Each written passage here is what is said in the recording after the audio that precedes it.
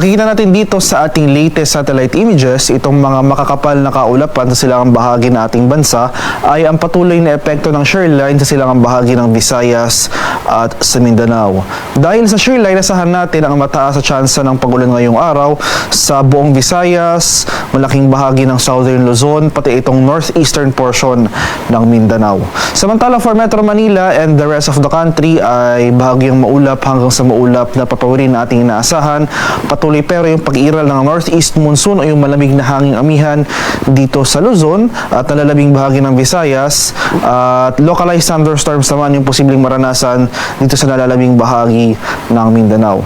At sa kasalukuyan, wala pa naman tayong low pressure area na minomonitor pero patuloy yung ating pag-antabay o yung pag-monitor dito sa cloud clusters sa labas ng ating monitoring domain na kung saan sa mga sunod na araw ay hindi natin inaalis yung posibilidad ng mga cloud clusters na ito yung mga kumpul ng kaulapan na posibleng maging low pressure area.